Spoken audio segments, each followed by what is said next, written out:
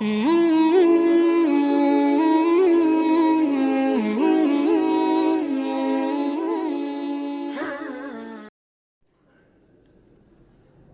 بعد فاعوذ باللہ من الشیطان الرجیم بسم اللہ الرحمن الرحیم حامیم والکتاب المبین انا جعلناہ قرآنا عربیا لعلکم تعقلون وقال تبارک وتعالی کما ورد فی سورۃ یوسف علیہ الصلاۃ والسلام الف لام را تلک آیات الکتاب المبین انا انزلناہ قرآنا عربیا لعلکم تعقلون وقال عز وجل كما ورد في سورة الزمر قرآنا عربيا غير ذي عوج وقال جل وعلا كما ورد في أول سورة الكهف الحمد لله الذي أنزل على عبده الكتاب ولم يجعل له عوجا صدق الله العظيم رب اشرح لي صدري ويسر لي أمري واحلل عقدة من لساني يفقهوا قولي۔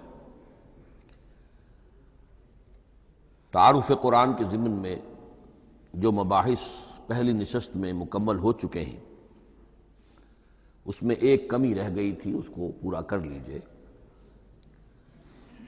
قرآن مجید کی 2 آیات کے بارے میں یہ روایت موجود ہے صحیح مسلم میں حضرت عبداللہ ابن مسعود رضی اللہ تعالی عنہ سے کہ سورہ بقرہ کی آخری 2 آیات حضور کو شب معراج میں عطا ہوئی ہیں، وہ زمین پر نازل نہیں ہوئیں بلکہ حضور نے آسمان پر پہنچ کر ان کو حاصل کیا ہے۔ یہ امت کے لیے شب معراج کے تحفے کے طور پر یہ 2 آیتیں آمن الرسول بما انزل الیہ من ربہ والمؤمنون کل آمن باللہ وملائکتہ وکتبہ ورسلہ لا نفرق بین احد من رسلہ وقالوا سمعنا واطعنا غفرانک ربنا والیک المصیر۔ پھر آخری آیت جس میں طویل ترین دعا ہے۔ یہ 2 آیات جو ہیں مستثنیٰ کر لیجئے تو باقی جو ہے قرآن مجید وہ پھر پورا حجاز میں زمین پر نازل ہوا ہے محمد رسول اللہ صلی اللہ علیہ وسلم کے قلب مبارک پر۔ اب جو اگلی بحث ہے اس تعارف قرآن کے ضمن میں، قرآن کی زبان کون سی ہے؟ یہ سب جانتے ہیں عربی زبان ہے، لیکن کون سی عربی؟ عربی کوئی ایک نہیں ہے۔ جیسا کہ آپ کو معلوم ہے کہ ایک زبان ہوتی ہے پھر اس کے ڈائلیکٹس ہوتے ہیں۔ پنجابی زبان کے نہ معلوم کتنے ڈائلیکٹس ہیں، بنگلہ زبان کے نہ معلوم کتنے ڈائلیکٹس ہیں، پشتو کے کتنے ڈائلیکٹس ہیں۔ عربی زبان کے اس وقت پورے عالم عرب کے اعتبار سے تو دیکھیے تو ہر ملک کا جو ہے اپنا لہجہ ہے اور ان کے اپنے انداز ہے۔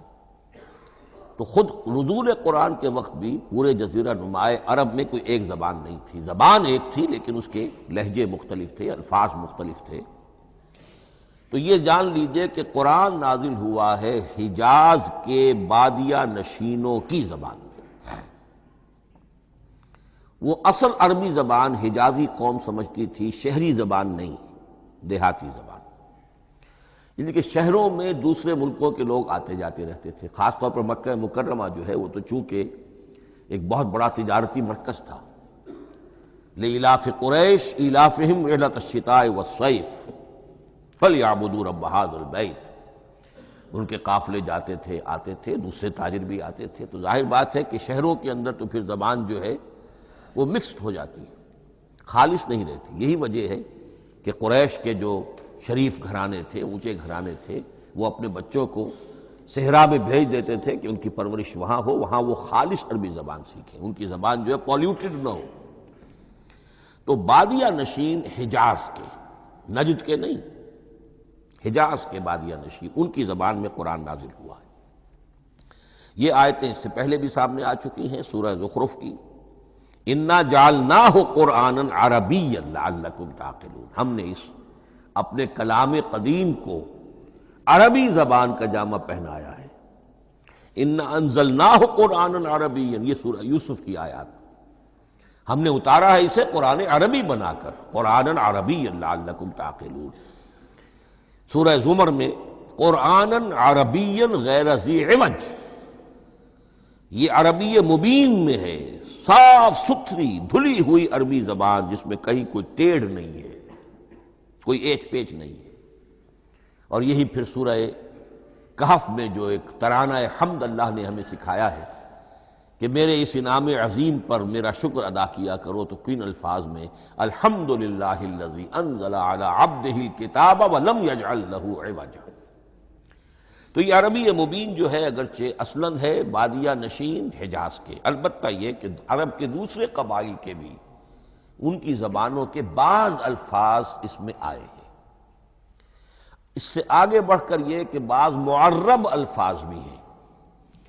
ہندی زبان کا کوئی لفظ اس نے عربی کا جامہ پہن لیا، فارسی زبان کا کوئی لفظ اس نے عربی کا جامہ وہ بھی قرآن میں بعض ہیں، استثناءات ہیں یہ۔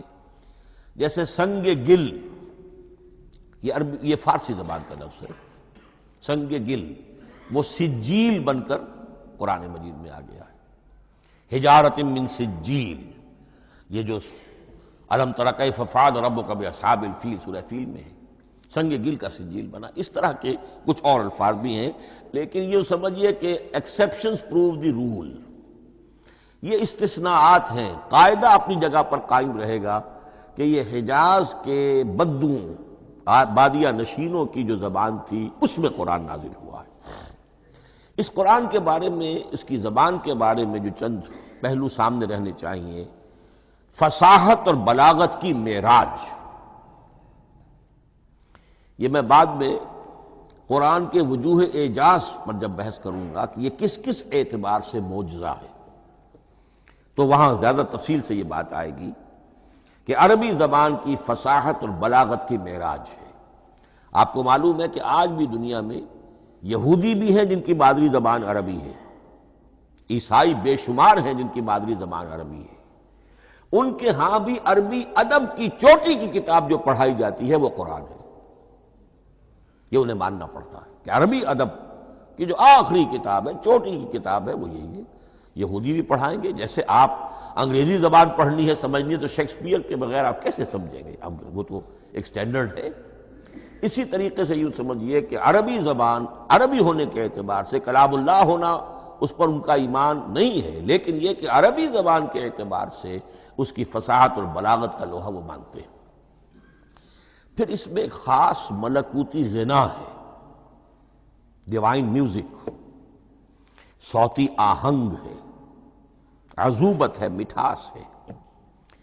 لاہور میں ایک صاحب ہیں جو پروفیسر ہیں فونیٹکس کے پنجاب یونیورسٹی میں، وہ کہتے ہیں میں ثابت کر سکتا ہوں کہ جتنے بھی آج دنیا میں اصول ہیں صوتی، یہ خود اپنی جگہ ایک بہت بڑی سائنس ہے، اس کے اعتبار سے میں ثابت کر سکتا ہوں کہ بلند ترین موسیقی قرآن مجید میں ہے، ملکوتی غنا۔ اسی لیے قرآن مجید کو اچھی سے اچھی آواز میں پڑھنے کی تاکید آئی ہے۔ زینوا القرآن باصواتکم، قرآن کو اپنی آوازوں سے مزین کرو۔ اسی طریقے سے من لم یتغن بالقرآن فلیس منا، جو قرآن مجید کو اچھی سے اچھے طریقے پر پڑھنے کی کوشش نہیں کرتا وہ ہم میں سے نہیں ہے۔ اسی طرح کے واقعات بھی ہوئے ہیں۔ حضرت ابو موسیٰ اشعری رضی اللہ تعالی عنہ، وہ بہت خوش الحان تھے، تو ایک روز حضور سفر رات کے وقت کہیں گشت پر تھے، جا رہے تھے ان کے مکان کے قریب سے، تو وہ اس وقت رات کی نماز میں قرآن پڑھ رہے تھے، تو حضور وہاں کافی دیر تک کھڑے ہو کر سنتے رہے۔ ظاہر بات ہے کہ اس وقت کے مکان کیا ہوتے تھے، ایک ایک حجرہ ہوتا تھا، یہ کوئی کئی کنال کی کوٹھیاں تو نہیں ہوتی تھی کہ کیا پتہ چلے ان کے اندر کیا ہو رہا ہے۔ وہ تو حضرت ابو بکر کے مکان کے پاس سے گزرتے تھے تو ان کی تلاوت سنتے تھے، حضرت عمر کے مکان کے قریب سے گزرے ان کی تلاوت سنی۔ حضرت عمر بلند آواز میں پڑھتے تھے، حضرت ابو بکر بڑی پست آواز میں پڑھتے تھے۔ حضور نے پوچھا کہ تم ایسا کیوں کرتے ہو؟ حضرت عمر نے کہا میں اس لیے کرتا ہوں، زور سے پڑھتا ہوں کہ شیطان بھاگ جائے۔ حضرت ابو بکر نے عرض کیا کہ میں اس لیے پڑھتا ہوں کہ جس کو میں سنا رہا ہوں وہ سنتا ہے، اس کو بلند آواز کی ضرورت نہیں۔ حضور نے کہا کہ ابو بکر تم ذرا اونچی کر لو آواز، اور عمر تم ذرا پست کر لو، ایوریج میں لے آؤ۔ تو بہرحال یہ معاملہ حضور کا صحابہ کے ساتھ ہوتا تھا۔ تو ابو موسیٰ اشعری رضی اللہ تعالی عنہ کی جب قرأت آپ نے سنی، تو اگلے روز جب ملاقات ہوئی فجر میں، تو آپ نے تحسین فرمائی ان الفاظ میں، یا ابا موسیٰ انک قد اوتیت مزمارا من مزامیر آل داود، اے ابو موسیٰ تمہیں تو اللہ نے آل داود کے سازوں میں سے ایک ساز عطا کیا ہے، یعنی حضرت داود کے گلے میں جو ساز تھا، خوش الحانی تھی، ان کی آواز نہایت خوبصورت تھی۔ تو اسی طریقے سے اب وہاں کوئی مزمار سے مراد وہ نہیں ہے آلات موسیقی نہیں، گلے میں جو اللہ تعالیٰ نے رکھا ہے۔ تو انک قد اوتیت مزمارا من مزامیر آل داود۔ ایک آخری بات یہ نوٹ کیجئے کہ قرآن مجید کا عظیم ترین احسان ہے عربی زبان پر۔ یہ یوں سمجھیے کہ ایک ستون کی طرح اس زبان کو ٹھہرا دیا ہے، اس کو سٹیبل کیا ہے قرآن مجید۔ آج بھی پوری دنیا میں جسے عرب کہتے ہیں فصیح زبان، لغہ فصحی، وہ ایک ہے، وہ قرآن ہی کی ہے۔ زبانیں بدلتی رہتی ہیں۔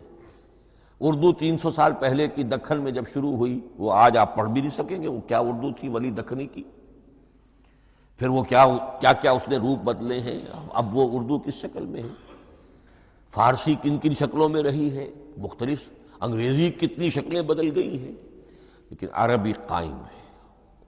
اس کے لیے جیسے کہ قرآن مجید میں آتا ہے کہ ہم نے پہاڑ زمین میں گاڑ دیے اس کو سٹیبلائز کرنے کے لیے، ان تمید بکم، تمہیں لے کر زمین ایک طرف کو جھک نہ جائے۔ تو جس طرح یہ پہاڑ جو ہیں سٹیبلائزنگ ایفیکٹ رکھتے ہیں اس زمین کے لیے، اسی طریقے سے قرآن سٹیبلائزر ہے عربی زبان کا۔ اس کے اندر جو ایک ٹھہراؤ اور جماؤ پیدا کیا ہے، یہ قرآن مجید کا احسان عظیم ہے۔ تعارف قرآن کے ضمن میں اگلی گفتگو، قرآن کے اسماء و صفات۔ عربوں کا ایک خاص ذوق تھا، اور ظاہر بات ہے کہ اللہ تعالیٰ نے جب قرآن نازل کیا ہے تو عربوں کے ذوق کو بھی مد نظر رکھا ہے۔ ان کا ذوق کیا تھا؟ جس چیز سے انہیں محبت ہوتی تھی اس کے وہ بہت سے نام رکھتے تھے۔ گھوڑے کے لیے ہزاروں لفظ مل جائیں گے آپ کو، شیر کے لیے 5000 الفاظ مل جائیں، تلوار کے لیے 5000 الفاظ مل جائیں، یعنی اس شے کی جو بھی صفت ہے اس صفت کے اعتبار سے ایک نام، کوئی اور صفت ہے اس صفت کو ایک اور نام، تو وہ صفاتی نام۔ اب جیسا کہ آپ کو معلوم ہے اللہ کے 99 نام صفاتی تو ہے نا، اللہ کی ایک صفت دوسری صفت، اسی کے اعتبار سے اس کے نام ہیں۔ قرآن مجید کے اسماء علامہ جلال الدین سیوطی رحمۃ اللہ علیہ نے 55 شمار کیے، لیکن وہ بھی مکمل نہیں ہے لسٹ، اس لیے کہ اس میں ایک اہم نام برہان یہ شامل نہیں ہے۔ ان میں سے جو اہم اسماء ہے میں آپ کو سنا دیتا۔ القرآن، جس پر گفتگو بعد میں ہوگی، اس لیے کہ سب سے زیادہ ایک رائے یہ ہے کہ یہ تو اس میں جامد ہے، اس میں علم ہے قرآن کے لیے، پراپر ناؤن ہے۔ الکتاب، الذکر، الہدی، النور، الفرقان، کلام اللہ، الوحی، روحا من امرنا۔ پھر اس کی صفات کے اعتبار سے الکریم، الحکیم، العظیم، المجید، المبین، رحمہ، العلی، بصائر، بشرا، بشیر، نذیر، عزیز، قرآن عزیز، بلاغ، بیان، احسن القصص، احسن الحدیث، موعظہ، شفاء، مبارک، مہیمن، قیم، مثانیہ، متشابہ۔ یہ میں نے آپ کو 23 نام بتائے ہیں، لیکن یہ کہ علامہ جلال الدین سیوطی نے 55 گنوائے۔ لیکن جو بحث دلچسپ ہے وہ یہ ہے کہ جو اس کے لیے لفظ القرآن ہے، اس کے معنی کیا ہے اور یہ کس مصدر سے، کس مادے سے یہ لفظ بنا ہے۔ ایک رائے تو یہ ہے کہ یہ اس میں جامد ہے، یہ مشتق نہیں ہے، کسی مادے سے نکلا ہوا نہیں ہے۔ اور یہ بھی آپ نوٹ کر لیجئے، اللہ کے اسماء میں سے بھی ایک نام کو سمجھا جاتا ہے وہ مشتق نہیں ہے، اس میں جامد ہے، اس میں علم ہے، اور وہ ہے اللہ۔ باقی سارے نام صفاتی ہیں، ایک نام، اس لیے اس میں ذات کہتے ہیں اس کو، اس میں ذات۔ لیکن یہ رائے متفق علیہ نہیں ہے، یہ کچھ لوگوں کی رائے ہے۔ ایک رائے یہ بھی ہے کہ یہ بھی اس میں علم نہیں ہے، یہ بھی مشتق ہے الہ سے،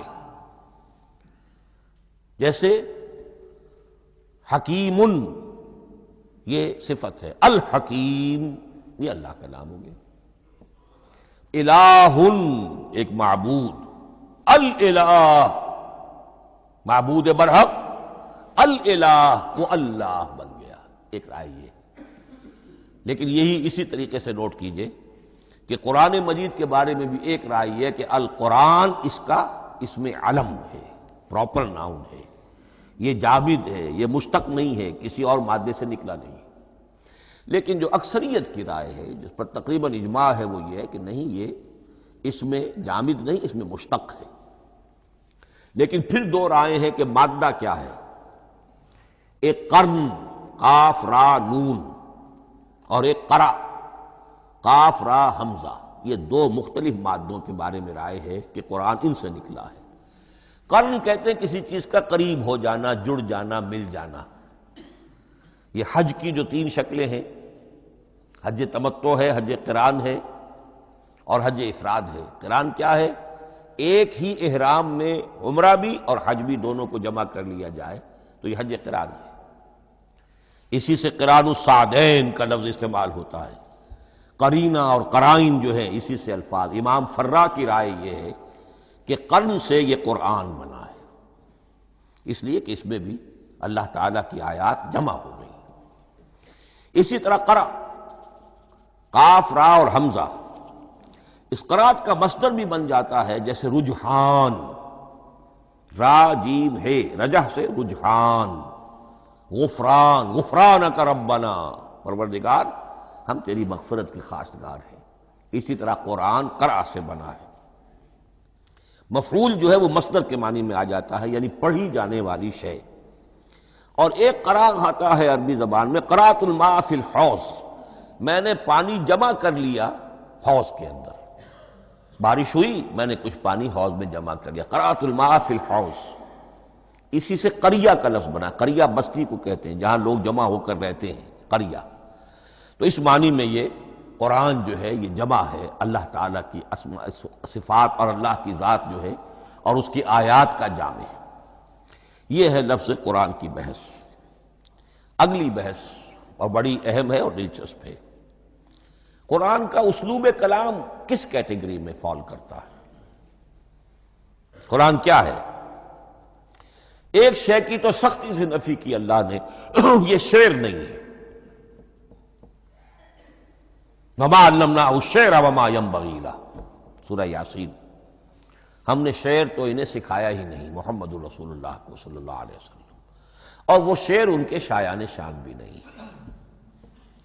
شاعروں کے بارے میں سورہ شعراء میں چونکہ بالعموم شاعروں کے بارے میں جو بات کہی گئی ہے، وَالشُّعَرَاءُ يَتَّبِعُهُمُ الْغَاوُونَ أَلَمْ تَرَ أَنَّهُمْ فِي كُلِّ وَادٍ يَهِيمُونَ إِنَّهُمْ يَقُولُونَ مَا لَا يَفْعَلُونَ إِلَّا الَّذِينَ آمَنُوا۔ استثناء تو ہے کہ اچھے لوگ بھی ہوتے ہیں، لیکن اکثر و بیشتر شعراء کا معاملہ یہی ہے، ان کی پیروی کرتے ہیں وہی لوگ کہ جو حد سے گزرنے والے ہوتے ہیں، لاؤبالیانہ انداز والے لوگ، غیر سنجیدہ لوگ پیروی کرتے ہیں۔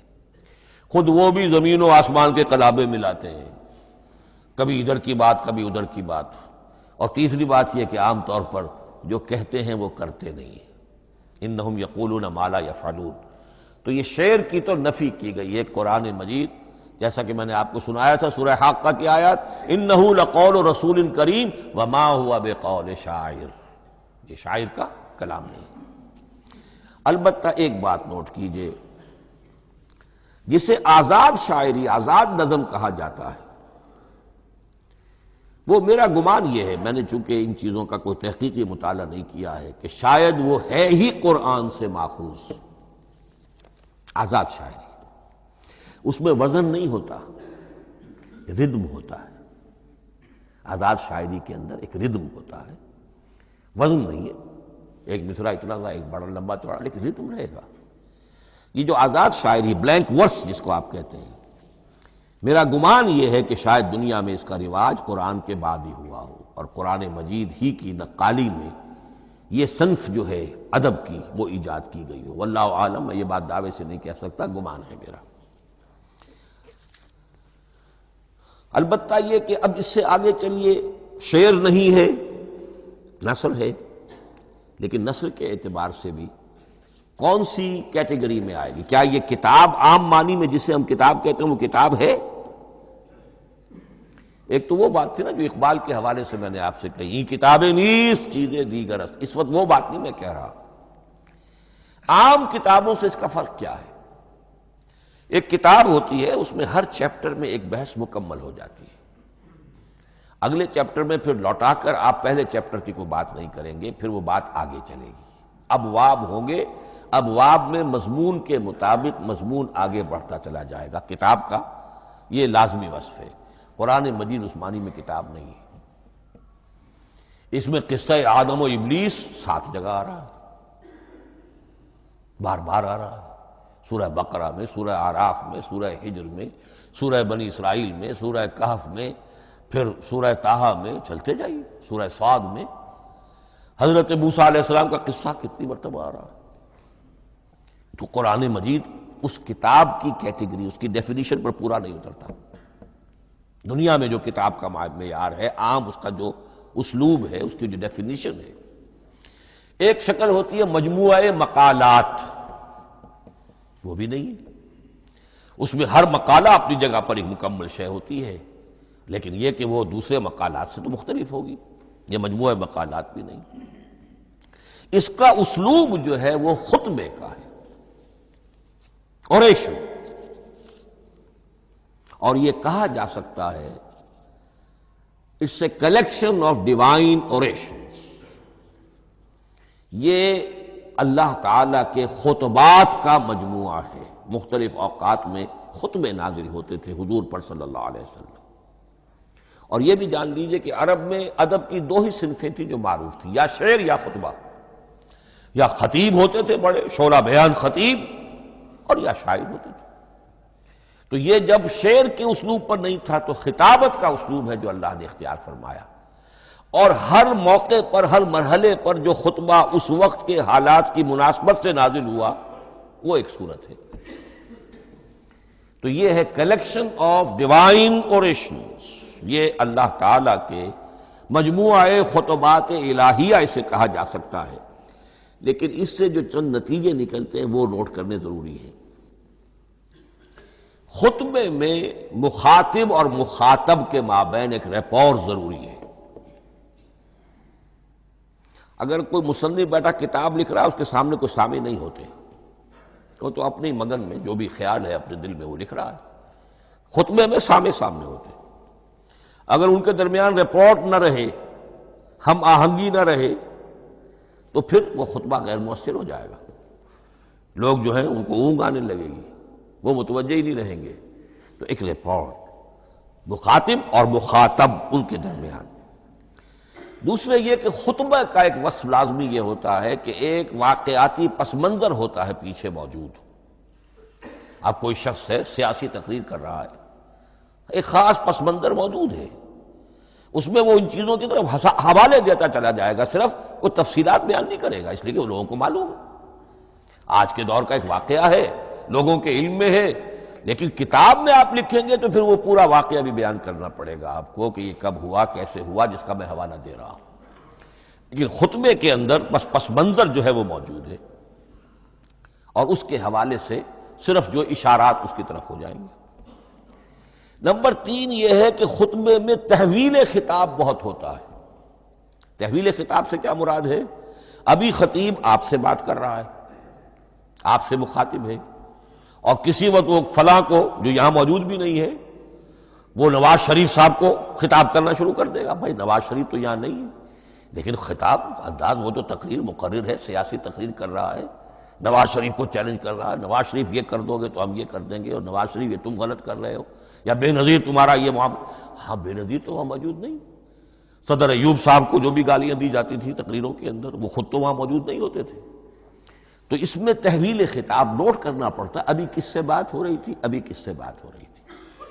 قرآن مجید میں آپ دیکھیں گے ایک آیت میں حضور سے خطاب ہے، اگلی آیت میں کفار سے خطاب ہے، اس سے اگلی آیت میں اہل ایمان سے خطاب ہے۔ تو تحویل خطاب جو ہوتا ہے اس کے حوالے سے نوٹ کرنا پڑتا ہے کہ اس وقت اس آیت کا جو رخ ہے کدھر ہے، اس میں کس کو خطاب کیا جا رہا ہے؟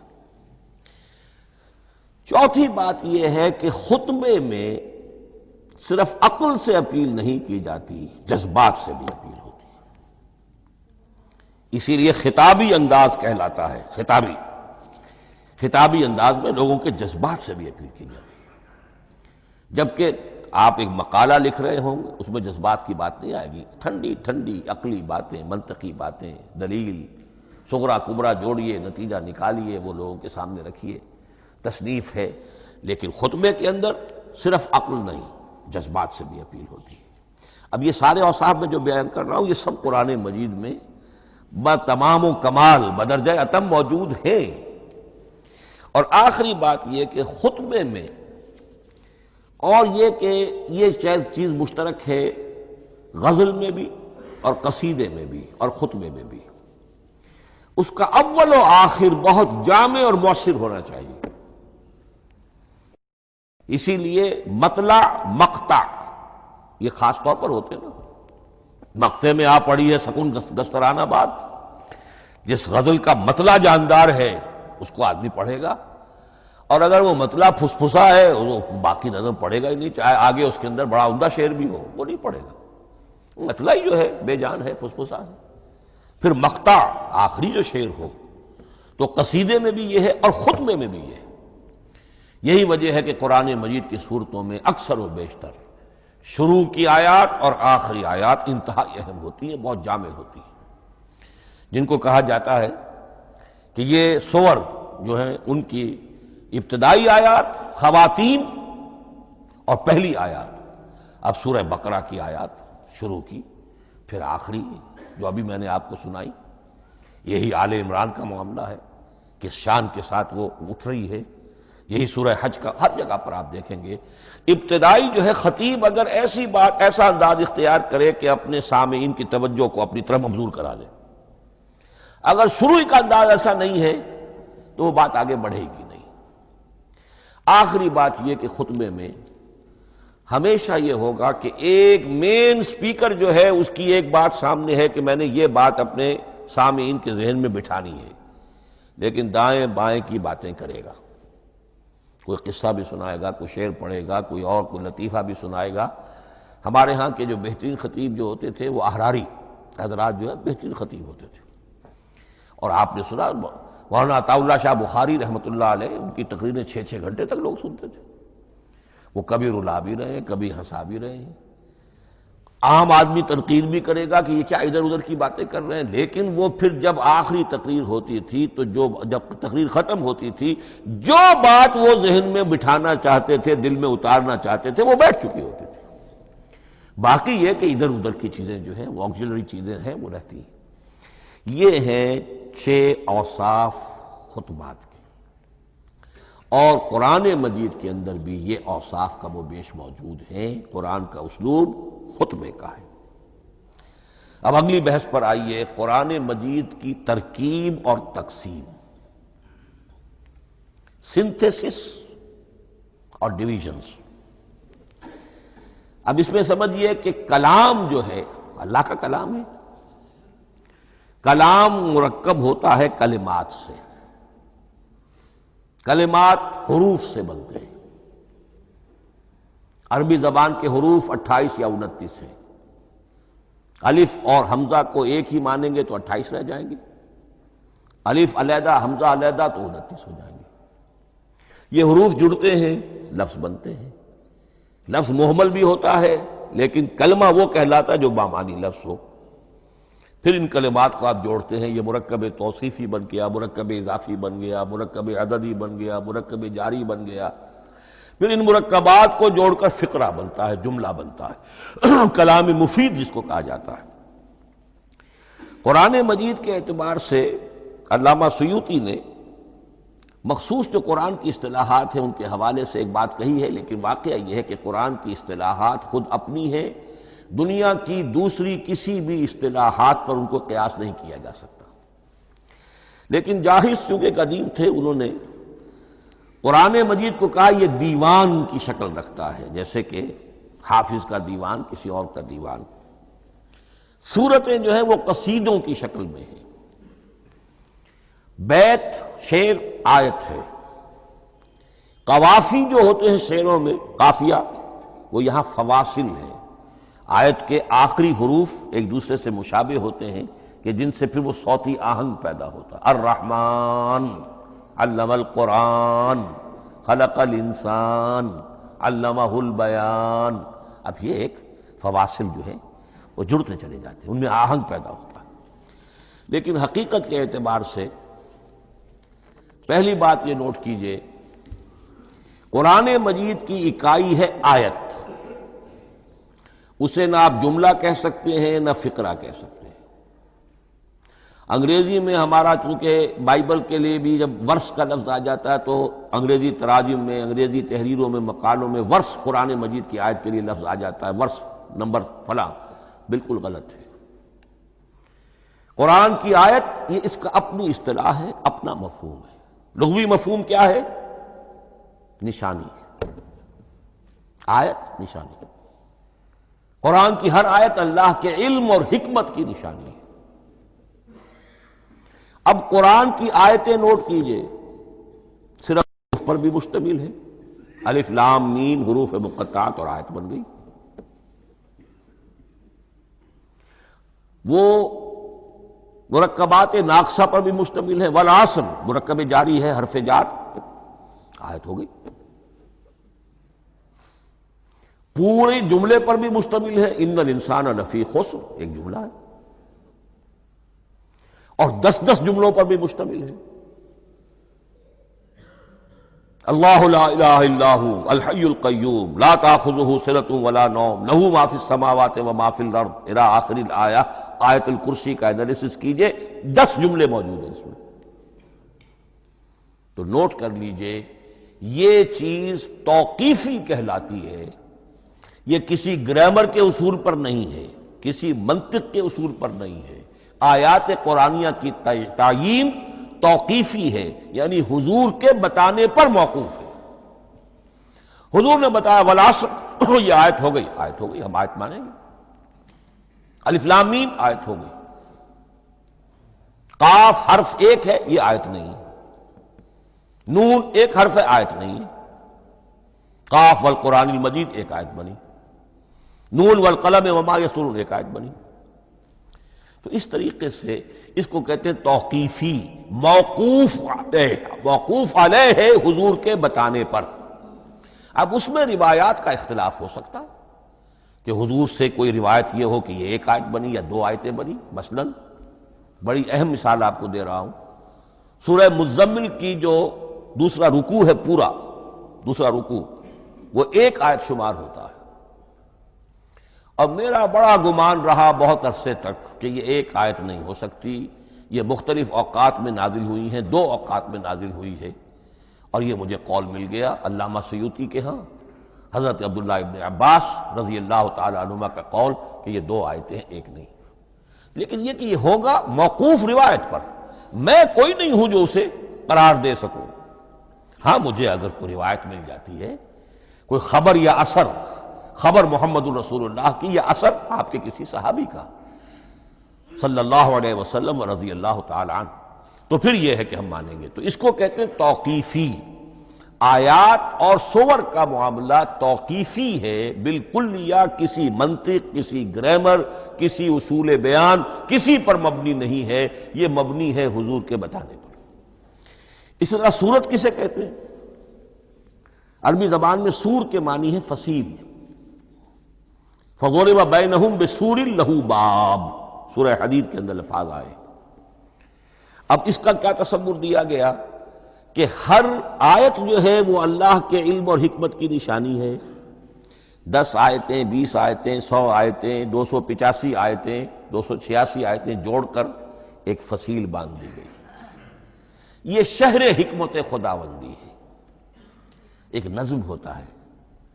جیسے آپ شہر کا ٹاؤن پلاننگ آج کا تو بہت بڑا فن ہے، بڑی اسپیشلائزیشن ہے، شہر کو پلان کرنا، اس کے اندر کیا کچھ ہونا چاہیے، کس طرح سے ہونا چاہیے۔ تو یہ سورت جو ہے یہ ایک یونٹ ہے قرآن مجید کی، اور اس کا جو لفظی معنی ہے فصیل، گویا کہ اس نے گھیرے میں لیا ہوا ہے ایک شہر معنی کو، علم و حکمت کے ایک شہر کے گرد یہ فصیل جو ہے پوری ہوئی ہے۔ اب اس میں نوٹ کر لیجئے جہاں تک، اچھا جیسے آیتیں چھوٹی بھی ہیں بڑی بھی ہیں، والعصر بھی آیت ہے اور الف لام میم بھی آیت ہے، اور جیسا کہ میں نے عرض کیا آیت الکرسی بھی آیت ہے۔ اس طرح سورتیں چھوٹی بھی ہیں بڑی بھی ہیں۔ سورۃ العصر 3 آیتیں، سورۃ الکوثر 3 آیتیں، سورۃ النصر 3 آیتیں، 3 ہی سورتیں 3 آیتوں پر مشتمل ہیں۔ 3 سے کم پر کوئی نہیں، 2 آیات کی کوئی صورت نہیں ہے۔ لیکن آگے آپ چلتے جائیے، اس کی بڑی سے بڑی تعداد سورہ بقرہ جو ہے سب سے بڑی ہے۔ تو آیت اور سورت کے علاوہ دور صحابہ میں صرف ایک لفظ اور تھا قرآن کی تقسیم کے ضمن میں، اور وہ تھا منزل یا حزب۔ منزل یا حزب 7 منزلوں میں یا 7 احزاب میں قرآن کو تقسیم کیا گیا، تاکہ جو شخص قرآن مجید ایک ہفتے میں ختم کرنا چاہے، ہر شب میں، اکثر و بیشتر وہ لوگ رات کو ہی رات کی نماز میں قرآن پڑھتے تھے، ایک منزل پڑھ لے تو ہفتے میں پورا قرآن ختم ہو جائے گا۔ یہ حزب بھی ہے اور منزل بھی ہے، اور یہ چونکہ دور صحابہ میں تھا، یقیناً حضور نے بتایا ہوگا، اس میں آپ کو عجیب حسن نظر آئے گا۔ اس میں یہ نہیں کیا گیا کہ بالکل برابر برابر 7 کر دو بھائی، چاہے صورتیں ٹوٹ جائیں، صورتوں کی فصیل کوئی نہیں ٹوٹتی، اس میں صورتیں مکمل جو کہ تو آئیں گی۔ اور پھر یہ کہ عجیب بات ہے کہ سورہ فاتحہ کو اگر ایک طرف رکھ دیں، وہ قرآن کے دیباچے کی حیثیت رکھتی ہے، تو پہلی منزل میں 3 صورتیں، دوسری میں 5 صورتیں، تیسری میں 7، چوتھی میں 9، پانچویں میں 11، چھٹی میں 13 اور 17 اور 7ویں میں 65۔ یہ ہے کہ جو ان صورتوں کی ایک بڑی جیسے کہ ایک سیڑھی چڑھ رہی ہے، اور تقریباً مساوی ہو جاتے ہیں، کوئی 4.25 پارے ہے، کوئی 4.5 پارے ہے، کوئی 4.25 پارے، اس طریقے سے ہے، تقریباً مساوی۔ لیکن آرٹیفیشل ایکویلٹی پیدا کرنے کے لیے، مصنوعی مساوات پیدا کرنے کے لیے صورتوں کی فصیلوں کو نہیں توڑا گیا۔ اس سے آگے چل کر جو پاروں کی تقسیم ہے وہ بہت بعد کی بات ہے، 30 پارے، اور اس میں آپ کو یہ ساری قباحتیں نظر آئیں گی۔ اس میں صورتوں کی فصیلیں توڑی گئی ہیں اور بڑے بھونڈے طریقے پر توڑی گئی۔ سورہ ہجر ایک آیت ادھر ہے، باقی ساری صورت جو ہے اگلے پارے میں فصیلیں توڑ دی گئی۔ معلوم ہوتا ہے کسی شخص کے پاس جو قرآن تھا مصحف، اس نے صفحے گنے، 7 سے 30 سے تقسیم کیا اور برابر صفحوں کے اندر وہ پارے بنا دیے۔ لیکن بہرحال دور صحابہ میں پاروں کا کوئی ذکر نہیں تھا، یہ بات کی بات ہے۔ دور صحابہ میں آیت، سورت اور حزب۔ اسی طریقے سے طویل سورتوں کو جو رکوعوں میں تقسیم کیا گیا، یہ بھی بات کی بات ہے۔ لیکن یہ جو تقسیم کیا گیا ہے سورتوں کو رکوعوں کی شکل میں، 35 صورتیں تو قرآن کی ایسی ہیں چھوٹی ہیں جو ایک ایک ہی رکوع پر مشتمل ہے۔ آخری پارے کی 37 صورتیں ہیں، پہلی 2 کی جو 2 رکوع ہے، باقی سب کے سب جو ہے وہ ایک رکوع شمار ہوتا ہے۔ لیکن رکوع کیوں کیے گئے؟ لمبی صورتوں میں سے اگر کچھ حصہ پڑھنا ہے نماز میں، سورہ بقرہ پوری تو نہیں پڑھ سکتے آپ ایک رکعت کے اندر، تو اس کا وہ حصہ پڑھا جائے جس میں ایک مضمون پورا ہو جائے، مضمون نہ ٹوٹے، تاکہ وہاں پر رکوع کرے آدمی کہ جہاں پر کہ وہ مضمون ایک اعتبار سے مکمل ہو گیا۔ تو رکوع سے رکعت ہے، رکوع ہے، اس رکعت کے اندر ایک حصہ اتنا پڑھا جائے تاکہ مضمون جو ہے وہ خوبصورت رہے اور اس کا سلسلہ برقرار رہے۔ یہ تقسیم بھی اگرچہ بہت ہی ایک بدنام شخص ہے ہماری تاریخ کا، حجاج ابن یوسف، یہ اس کی ہوئی تقسیم ہے یا اس نے کرائی ہے، بہرحال اس کی طرف منسوب ہے، اور یہ بات ماننی پڑتی ہے کہ بڑے گہرے غور و فکر سے تقسیم کی گئی ہے، الل ٹپ نہیں ہے، بلکہ اس کے لیے واقعتاً غور کر کے جہاں وہ مضمون ختم ہوتا ہے، کہیں کہیں آپ اختلاف کر سکتے ہیں اور آپ کو حق حاصل ہے، اس لیے کہ یہ چیزیں توقیفی نہیں ہیں، یہ حضور کی بتائی ہوئی نہیں ہے، نہ رکوعوں کی تقسیم۔ اب سعودی عرب میں جو قرآن مجید چھپ رہے ہیں ان میں حزب ہو گئے ہیں، یعنی ہر پارے کو پارے برقرار رکھ کر 8 حزب بنا دیے انہوں نے، 4 حزب بنا دیے اور پھر نصف حزب کر کے 8 حصے کر دیے۔ تو یہ چیزیں جو ہمارے ہاں رکوع تو پاروں سے ادھر ادھر ہو جاتے ہیں، پارا بدل گیا رکوع وہی چل رہا ہے، اس لیے کہ رکوع میں مضمون کو پیش نظر رکھا گیا ہے، جبکہ پارے میں مضمون کو نہیں سامنے رکھا گیا۔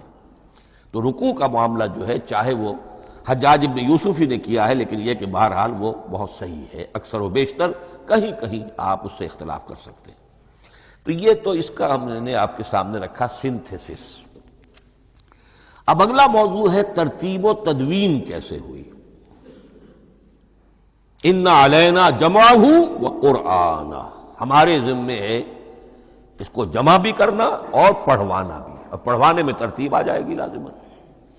لیکن یہ کہ ایک بات تو اس میں بالکل متفق علیہ ہے جس میں کسی شک و شبے کی گنجائش نہیں، قرآن کی ترتیب نزولی اور تھی، ترتیب مصحف اور ہے۔ ترتیب مصحف میں سورہ فاتحہ کے بعد سورہ بقرہ ہے، سورہ بقرہ نازل ہوئی ہے مدنی دور میں جا کر، پھر سورہ آل عمران ہے وہ بھی مدنی ہے، سورہ نساء ہے وہ مدنی ہے، سورہ مائدہ ہے وہ مدنی، پھر آئی ہے سورہ انفال اور سورہ توبہ۔ یہ سورہ انفال تو مدنی نہیں، سورہ انعام اور سورہ اعراف یہ ہے کہ جو مکیات ہیں، یہ کہ بھی مکی دور کی بھی آخری زمانے کی ہے۔ ابتدائی جو مکی صورتیں وہ سب سے آخری حصے میں ہیں، 29واں پارہ اور 30واں پارہ۔ تو ترتیب نزولی اور تھی، ترتیب مصحف اور ہے، اس میں تو کسی شک و شبے کی گنجائش نہیں۔ لیکن ہمارے ہاں اہل تشیع نے اس چیز کو بہت اچھالا ہے۔ ان میں سے بعض گروہ ایسے ہیں جن کا کہنا یہ ہے کہ اصل قرآن جو ہے وہ ترتیب نزولی کے مطابق تھا، یہ ترتیب تو عثمان نے کر دی رضی اللہ تعالی عنہ۔ حضرت علی کے پاس اصل قرآن جو ترتیب نزولی کے مطابق تھا موجود تھا، اور اب بھی ان کے خیال میں جو ان کے امام غائب جو ہیں چھپے ہوئے ہیں غار میں، تو ان کے پاس وہ نسخہ اصل حضرت علی والا موجود ہے، اور جب وہ ظاہر ہوں گے تو اصل قرآن لے کر آئیں گے۔ یہ سارے شیعوں کا قول نہیں ہے، لیکن یہ کہ ان میں بہت سے لوگ ہیں کہ جو ان باتوں کو مانتے ہیں۔ جہاں تک اس بات کا تعلق ہے کہ حضرت علی نے ترتیب نزولی پر کوئی مصحف جمع کیا ہو، اس میں کوئی اشکال نہیں ہے، اس لیے کہ علمی طور پر یہ ایک بڑی عمدہ ایکسرسائز بنتی ہے۔ ایک زمانے میں میں بہت کوشش کرتا رہا ترتیب نزولی سے، اس لیے کہ ترتیب نزولی سے سیرت نبوی اخذ ہوتی ہے، پہلے کیا نازل ہوا، پھر کیا نازل ہوا، پھر کیا نازل ہوا۔ در حقیقت اگر آپ ترتیب نزولی سے قرآن مرتب کر دیں تو وہ سیرت النبی بن جائے گی۔ تو اس کو سمجھنے کے لیے ایک زمانے میں نے بڑی محنت کی ہے، لیکن ایک تو یہ کہ وہ یقین سے وہ باتیں ملتی نہیں ہیں، بعض روایات ہیں، لیکن یہ کہ پھر بھی آپ یقین سے نہیں کہہ سکتے۔ اکثر و بیشتر قرآن مجید میں لکھا بھی ہوتا ہے، ترتیب کے موٹی موٹی چیزیں معلوم ہیں نزولی ترتیب کی، لیکن یہ ہے کہ یقین کسی بات پر نہیں۔ تو پہلی بات یہ ہے کہ ہمارے نزدیک، اہل سنت کے نزدیک، اصل جو حجت ہے دین میں وہ ترتیب مصحف ہے۔ یہی ترتیب جو اس وقت مصحف عثمان کی ہے رضی اللہ تعالی عنہ، یہی ترتیب ہے لوح محفوظ کی، یہی ترتیب ہے ام الکتاب میں، یہی ترتیب ہے کتاب مکنون میں۔ اب اس کے سمجھیے کہ اس کی تدوین کن مراحل میں ہوئی۔ سب سے پہلے اس کے جو مراحل ہیں 3، خود نبی اکرم صلی اللہ علیہ وسلم کے زمانہ مبارک میں جمع اور ترتیب یہ ہو گئی، لیکن کتابی شکل میں نہیں، ما بین الدفتین نہیں۔ حضور نے لوگوں کو پڑھ کر سنایا، اس ترتیب سے سنایا جس ترتیب سے یہ مصحف میں اب موجود ہے، اور ہر رمضان میں حضرت جبرائیل دورہ کرتے تھے حضور کے ساتھ، جتنا کہ قرآن اس وقت تک نازل ہو چکا ہوتا تھا، اور آخری رمضان مبارک آپ کی حیات طیبہ کا جو تھا اس میں 2 مرتبہ پورے قرآن کا دورہ ہوا۔ تو دورہ قرآن بغیر ترتیب کے تو نہیں ہو سکتا۔ تو یہ ترتیب حضور کی ہوئی ہے، توقیفی ہے، اور حضور ہی نہیں اللہ کی ہوئی ہے۔ یہی ترتیب لوح محفوظ میں، کتاب مکنون میں اور ام الکتاب میں ہے، اور یہ ترتیب حضور دے کر گئے ہیں صحابہ کرام کو۔ حفاظ تھے، کتنے حفاظ جو ہیں جنگ یمامہ میں شہید ہو گئے، تبھی تو خیال آیا کہ اس کو کتابی شکل میں بھی مرتب کیا جائے۔ لیکن کتابی شکل میں جسے کہتے ہیں 2 گتوں کے درمیان ایک کتاب مجلد، اس صورت میں جہاں تک میں تحقیق کر سکا ہوں اور جہاں تک ہمارے اکثر و بیشتر لوگوں کی رائے ہے، حضور کے زمانے میں یہ اس طریقے سے ما بین الدفتین، دو گتوں کے مابین ایک کتاب کی شکل میں قرآن موجود نہیں تھا، لوگوں کے سینوں میں محفوظ تھا، جیسے محمد الرسول اللہ کے سینے میں محفوظ تھا۔ ان علینا جمعہ، وہ جمع حضور کے سینے میں کیا اللہ نے۔ اسی طرح پھر صحابہ کرام بے شمار جو حفاظ تھے ان کے سینوں میں محفوظ تھا۔ دوسرا مرحلہ کب آیا؟ جب حضرت ابوبکر صدیق کے عہد خلافت میں جنگ یمامہ میں بہت سے حفاظ شہید ہو گئے۔ اب ایک تشویش پیدا ہوئی، ایسا نہ ہو کہ قرآن ضائع ہو جائے، لہذا اسے کتابی شکل میں مرتب کر لینا چاہیے۔ اس کے لیے پھر بہت سے صحابہ نے حضرت ابوبکر کو اپروچ کیا کہ جتنے قراء ہیں، جتنے کاتبین وحی ہیں، ان سب کو آپ جمع کیجئے اور جمع کر کے اس قرآن مجید کو ایک کتاب کی شکل میں جمع کر لیں۔ حضرت ابوبکر شروع میں بہت ریلیکٹنٹ رہے، ان کا ایک خاص مزاج تھا، اتباع رسول کا جذبہ انتہا درجے کا۔ جو کام حضور نے نہیں کیا میں کیسے کروں؟ اگر تو یہ کام واقعی کرنے کا تھا تو حضور کرتے، میں کیسے کروں؟ لیکن یہ کہ جب صورتحال بہت لوگوں کی طرف سے دباؤ پڑا کہ نہیں یہ کر لینا چاہیے، ان کے سامنے بھی حکمت آ گئی، تو پھر انہوں نے اتفاق کرتے ہوئے جتنے بھی کاتبین وحی تھے ان سب کی ایک کمیٹی بنائی اور ان کو کہا کہ اب اس قرآن کو مرتب کر کے ایک کتابی شکل دے دی جائے۔ وہ کتابی شکل حضرت ابوبکر کے دور میں ہو گئی۔ تیسرا مرحلہ کیا ہے؟ یہ کتابی شکل میں جب قرآن مجید آ گیا اور شروع میں یہ اجازت تھی کہ ہر قبیلے، ہر علاقے کے لوگ اپنے لہجے میں پڑھ لیں۔ اب پنجابی ہمارا مسلمان جو ہے وہ چاقو کو کاچو کہے گا تو وہ لکھے ہوئے کو بھی چاقو کو کاچو پڑھ کے نکلے جائے گا۔ تو مختلف لہجوں میں ہونے سے وہ ان کا جو ہے قرآن مجید بدل رہا تھا، کوئی کسی طرح پڑھ رہا ہے، کوئی کسی طرح پڑھ رہا ہے۔ اب اس کی تشویش ہوئی حضرت عثمان کے زمانے میں، جب دور بہت پھیل گیا، اسلام کا دائرہ، دارالاسلام کی وسعت بہت ہو گئی کہ اس طرح اگر یہ لوگ پڑھیں گے اور اپنے اپنے لہجے کی وجہ سے اب اس لہجے میں شکل بدل بھی جاتی ہے لفظ کی۔ کاچو کو کاف الف چے واو لکھنا شروع کر دیں گے پھر کہ کاچو سنا ہم نے، تو چاقو تو سنا ہی نہیں۔ تو ایک لکشو ہے چاقو لکھ رہا ہے اور ایک کاچو لکھ رہا ہے، تو چاقو اور کاچو میں فرق ہو گیا۔ لہذا اس وقت پھر جو کام کیا گیا وہ یہ کہ ایک ہی رسم تحریر، رسم کتابت، رسم الخط میں قرآن مجید کے نسخے تیار کیے گئے۔ اصل میں ایک بہت بڑا مغالطہ ہو جاتا ہے ہمارے جمعوں کے خطبوں میں، حضرت عثمان رضی اللہ تعالی عنہ کے نام نامی کے ساتھ وہ قوافی جو ہیں ان کی مناسبت سے جامع آیات القرآن عثمان ابن عفان رضی اللہ تعالی عنہ، غالب علی کل غالب علی ابن ابی طالب رضی اللہ تعالی۔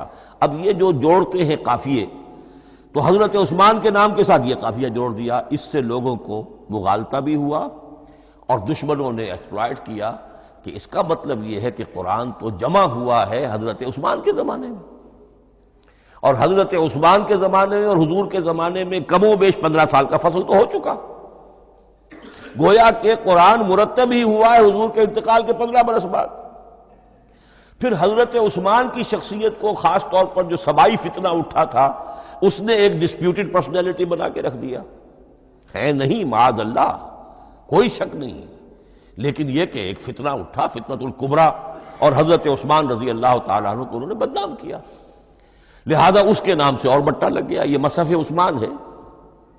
یہ ہے اصل میں وہ حماقتیں کہ جو ہوئی ہیں ہم سے، یہ قافیے ملانے کی وجہ سے، حالانکہ حضرت عثمان کی شان جو ہے وہ در حقیقت جامع آیات القرآن نہیں ہے، جامع الامت علی رسم واحد، پوری امت کو ایک رسم الخط پر جمع کرنے والی شخصیت حضرت عثمان کی ہے۔ مثلا اب دیکھیے مالک یوم الدین کس طرح لکھیں گے؟ میم لام اور کاف، میم الف اور لام اور کاف لکھیں گے آپ، یہ غلط ہو جائے گا، میم پر کھڑا زبر ہوگا اور اس کو مالک پڑھیں گے، میم پر اگر کھڑا زبر نہیں ہے، پڑا زبر ہے تو ملک پڑھیں گے، اور قراتوں میں یہ دونوں موجود ہے، ملک یوم الدین بھی ہے اور مالک یوم الدین بھی ہے۔ اگر آپ نے میم الف لکھ دیا ایک قرات نکل گئی، اب وہ اس میں آ ہی نہیں سکتی، وہ تو مالک ہی پڑھا جائے گا۔ یہ زیر زبر بھی جو لگے ہیں قرآن مجید میں، یہ بھی حجاج ابن یوسف کے زمانے میں لگے، اس سے پہلے نہیں تھے۔ اور یہ رموز و اوقاف، یہ آیتوں کے نشان اور یہ وقفہ بیچ میں، یہ بھی حجاج ابن یوسف کے زمانے کی چیزیں ہیں۔ ورنہ عربوں کے لیے تو ان کی اپنی زبان تھی، انہیں ان چیزوں کی ضرورت ہی نہیں تھی۔ آپ کو معلوم ہے پرانے زمانے کے جو منشی ہوتے تھے، انشاء پرداز، وہ جب خط لکھتے تھے تو اس میں نقطے وغیرہ نہیں لگاتے تھے۔ جس کو خط لکھا جا رہا ہے وہ توہین سمجھے گا کہ شاید مجھے جاہل سمجھا کہ نقطے بھی لگا کے بھیجا جا رہا ہے خط پر، گویا کہ میں تو سمجھ ہی نہیں سکتا بغیر نقطوں کے۔ تو یہ جو ہے پرانے جو شکستہ خطوط لکھے جاتے تھے ان کا یہ انداز تھا، لہذا کوئی نقطے وغیرہ نہیں تھے، یہ بھی بعد میں لگے۔ تو ملک یوم الدین، مالک یوم الدین، اس کی رسم آئے گا میم لام کاف، کھڑا زبر ہے مالک یوم الدین اور ویسے پڑا زبر ہے ملک یوم الدین۔ یہ رسم الخط ہے جس پر کہ حضرت عثمان رضی اللہ تعالی عنہ نے پوری امت کو جمع کر دیا، اور اس کے نسخے تیار کرا کے، مختلف روایات میں آتا ہے 5 یا 7 نسخے تھے، ایک مدینہ منورہ میں رکھا اپنے پاس، اور اسی پر ان کے خون کے دھبے بھی ہیں، اور وہ نسخہ قرآن مجید کا اب استنبول کے اندر ہے۔ توپ کاپی کا جو عجائب خانہ ہے، عجائب گھر ہے، جس میں جہاں نوادرات کے ساتھ ساتھ حضور کے بھی کچھ تبرکات اور جمع ہیں، وہاں وہ نسخہ موجود ہے۔ اس میں انگلی جو کٹی تھی حضرت نائلہ جو ان کی اہلیہ تھی، جب وار کیا گیا ہے حضرت عثمان پر، قرآن پڑھ رہے تھے، انہوں نے روکا اپنے ہاتھ سے تو ان کی انگلی کٹی اور اس کے خون کے قطرے جو ہیں وہ مصحف پر آئے۔ تو یہ وہ قرآن، پھر انہوں نے ایک مکہ مکرمہ میں، ایک دمشق میں، ایک کوفے میں، ایک یمن، ایک بحرین، ایک بصرہ، مختلف جگہوں پر وہ آفیشل ورشن قرآن کا صرف رسم الخط سکرپٹ کے اعتبار سے۔ لیکن اب پھر نوٹ کر لیجئے، قرآن مرتب ہو چکا، مدون ہو چکا دور نبوی میں، لیکن کتابی شکل میں نہیں، سینوں میں محفوظ۔ دور خلافت ابی بکر میں وہ کتابی شکل میں لایا گیا، اور اس کے لیے پھر بحث ہوئی کہ اب اس کا نام کیا رکھا جائے۔ اس کے لیے کئی نام تجویز ہوئے، سفر بھی، انجیل بھی، وغیرہ وغیرہ، لیکن پھر اس کو حضرت عبداللہ ابن مسعود رضی اللہ تعالی عنہ نے اہل حبشہ سے استشہاد کرتے ہوئے مصحف نام رکھا۔ مصحف، یہ مصحف بن گیا حضرت ابو بکر کے زمانے میں، لیکن مصحف کی قرات کے جو فرق ہو رہے تھے تو وہ لکھنے کے اندر بھی فرق آنا شروع ہو گیا۔ اس کو دور کیا حضرت عثمان نے، اس کا آفیشل ورشن تیار کروایا، ایک رسم الخط پر پوری امت کو جمع کر دیا، باقی جو نسخے تھے انہیں آپ نے پھر ضائع کر دیا، تاکہ کوئی اور یہ نہ رہے کہ اب یہ بھی ایک تھا پرانا نسخہ نکل آیا، اس میں تو یہ لفظ اس طرح لکھا ہوا ہے۔ تو جامع الامت علی رسم واحد، ایک ہی رسم الخط پر پوری امت کو جمع کرنے والی شخصیت وہ حضرت عثمان کی ہے رضی اللہ تعالی عنہ۔ بہرحال یہ نوٹ کیجئے کہ یہ مرحلہ بھی حضرت عثمان کے زمانے میں، تو یوں سمجھیے کہ حضرت عثمان کا پورا عہد بھی آپ جوڑ لیں تو آپ کی جو شہادت ہے وہ تقریباً یوں سمجھیے کہ حضور کے انتقال کے وہ 25 برس بعد ہے، گویا ربع صدی کے اندر اندر حضور کے انتقال کے بعد، چوتھائی صدی کے اندر اندر سارے مراحل طے ہو گئے۔ یہی وجہ ہے میں نے شروع میں آپ کو بتایا تھا کہ پوری دنیا یہ مانتی ہے کہ آج جو قرآن مسلمانوں کے پاس ہے، یہ ہے وہی جو محمد عربی صلی اللہ علیہ وسلم نے اپنی امت کو دیا تھا۔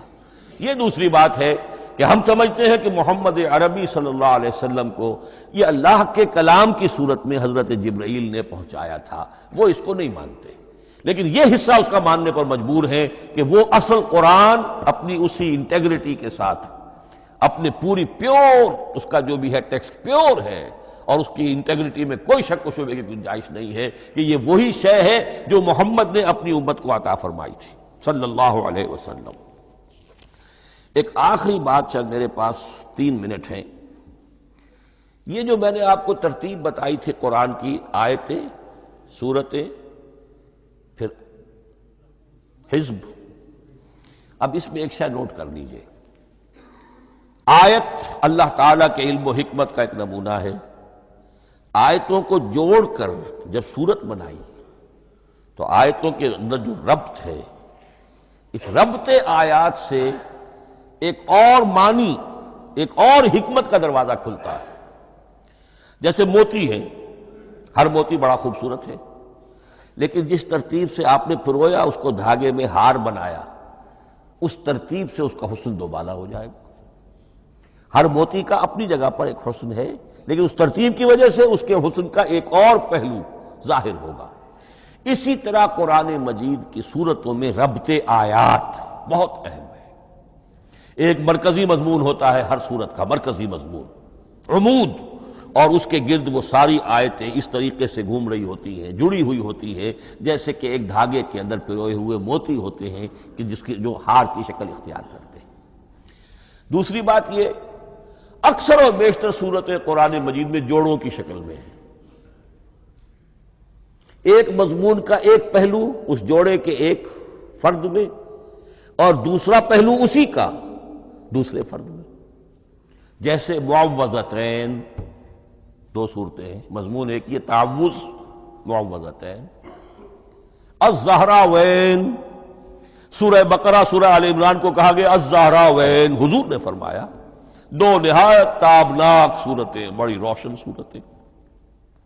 جیسے آپ دیکھیں گے یا ایھا المدثر یا ایھا المزمل قم اللیل الا قلیلا یا ایھا المدثر قم فانذر، ایک ہی طرح کا اٹھان ہے، حضور سے خطاب ہو رہا ہے۔ سورۃ الضحیٰ، سورۃ الانشراح، یہ تمام جوڑوں کی شکل میں۔ اسی طرح سورہ طلاق، سورہ تحریم، یا ایھا النبی اذا طلقتم النساء فطلقوہن لعدتہن یا ایھا النبی لم تحرم ما احل اللہ لک تبتغی مرضات ازواجک۔ شوہر اور بیوی کے درمیان تعلق یا تو اتنا گہرا ہو جاتا ہے کہ ایک دوسرے کے لحاظ میں وہ حدود خدابندی ٹوٹنے لگے، بیوی کی وجہ سے آپ نے کسی حرام شے کو حلال کر لیا یا حلال کو حرام کر لیا، بیوی کو ناپسند ہے وہ شے، تو حضور سے ذرا سا یہ ہو گیا تھا معاملہ۔ اپنی ازواج مطہرات حضرت عائشہ اور حضرت حفصہ رضی اللہ تعالی عنہما، ان دونوں کی رضا جوئی کے لیے وہ خاص قسم کا شہد ہے، قسم کھا لی آپ نے کہ میں اسے استعمال نہیں کروں گا۔ لما تحرم ما احل اللہ لک، اے نبی آپ کیوں حرام کرتے ہیں اپنے اوپر وہ شے جو اللہ نے آپ کے لیے حلال کی ہے؟ تبتغی مرضات ازواجک، اپنی بیویوں کی رضا جوئی میں۔ یہ ایک انتہا ہوئی۔ دوسری انتہا کیا ہے؟ میاں اور بیوی میں اتنا بودھ ہو جائے کہ طلاق تک نوبت آ جائے، تو سورۃ التحریم ایک انتہا کو بیان کر رہی ہے، سورہ طلاق اگلی اس کے ساتھ جڑی ہوئی وہ دوسری انتہا کو بیان کر رہی ہے۔ سورہ صف حضور کے مقصد بعثت کو بیان کر رہی ہے، سورہ جمعہ آپ کے طریقہ کار کو بیان کر رہی ہے۔ اس طرح قرآن مجید کی اکثر و بیشتر صورتیں جو ہیں وہ جوڑوں کی شکل میں ہیں۔ اور میرا خیال یہ ہے کہ وقت ختم ہو گیا ہے، اس مضمون کا تھوڑا سا حصہ باقی ہے، وہ انشاءاللہ میں اگلی نشست میں لوں گا۔ بارک اللہ لی ولکم فی القرآن العظیم ونفعنی وإیاکم بالآیات والذکر الحکیم۔